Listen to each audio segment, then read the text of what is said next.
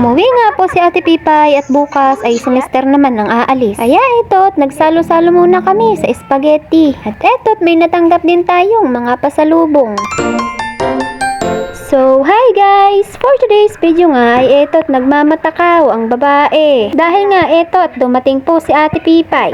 Siya nga po pala ay kapatid ni Mister. Matanda nga po siya kay Mister dahil si Mister ay sumunod lang sa kanya.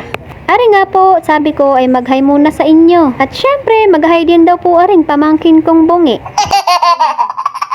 Pogi naman sana ay kaso nga bungi. Wala pa nga po pala si Aling Maliit dyan. At eto nga nung dumating ay ngiting-ngiti. Pero hindi naman agad makalapit sa tita niya at nahihiya. Nahihiya. At ari nga po ang isa ko pang pamangkin na busy sa ML. At dahil nga po paalis si Mister at eto't bagong dating din si ate kaya naisipan niyang magluto ng spaghetti. Simpleng-simple nga lang po ang mga sahog niyan dahil dinala na lang sa corned beef. Wala pa nga po tayong pangginiling na baboy kaya tiyaga na nga lang muna sa corned beef. Si Ate Pay pa nga po talaga ang bumili niyan dahil talaga namang walang-wala ang mga person. At ari nga po inutusan ako ni Mister na kumuha ng 136 pieces na asin. At ari nga po, naghanap muna ako ng kalabaw pang sahog. Ayaw, di ma! At nung nakakuha nga po ako at nung naluto na ay eto't kinakain na namin. Iba nga po ang sarap niya dahil talagang malinamnam.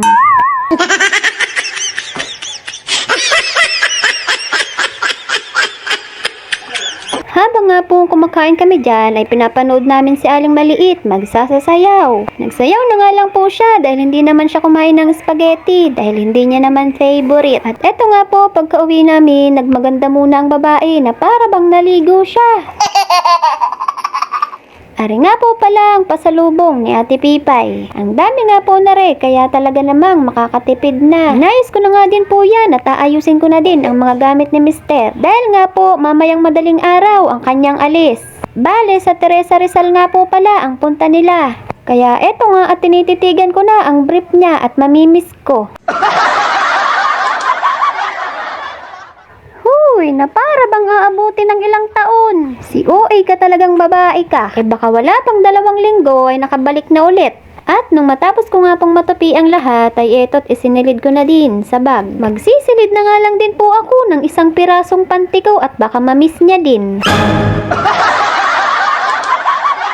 Bukod nga po sa mga damit ay eto't nilagyan ko din ng kumot. Ay kasi nga ho ay malamig, baka biglang maghanap ng kayakap dun. Uy, talaga namang selosen, aray ka. At aringang si Aling Maliit ay may pagsingit pa. Hindi naman silosa ang iyong ina. Kunti lang.